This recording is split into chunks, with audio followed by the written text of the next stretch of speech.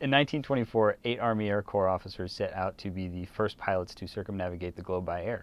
Hi, I'm Rob Crowdy. I'm a writer for Prologue Magazine, the quarterly publication of the National Archives here in Washington, D.C. I've got an article in the summer issue of Prologue about the first world flight. Here at the National Archives, when I started doing research, I found a huge treasure trove of still pictures and also some great motion pictures of the flight. Some say it was the largest peacetime military operation in world history. No planes actually existed in America's arsenal to handle such a flight, and so planes were constructed. A huge series of diplomatic and military operations were underway. In terms of the State Department, they had to coordinate efforts across 22 separate countries and get permission for our pilots to land there.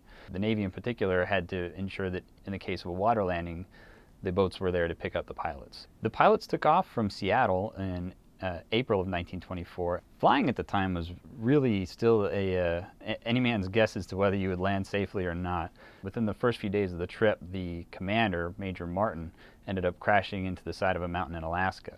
They lost power and they made a safe crash landing. They burned their plane to stay warm and then ended up getting discovered by a cannery crew.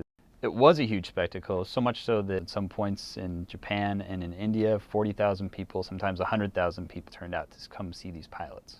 Part of the reason why this flight took place initially was because the air service was really wanted to be able to prove itself and going places where planes had never even been seen before. All 8 pilots survived the experience, but only 4 of them actually accomplished the goal of circumnavigating the globe by air. And they landed back in Seattle of September of 1924. So all told, it was about a 6-month endeavor that spanned 26,000 miles. For the first time in history, a sitting president had gone out to greet someone as they entered Washington, D.C. It happened to be the 4 remaining air servicemen. Silent Cal even managed to crack a smile, which is something that we have a picture of here at the archives. Since America had given birth to flight, it was definitely something where we as a country had a stake in making sure that we were also first around the globe. It was really a badge of honor.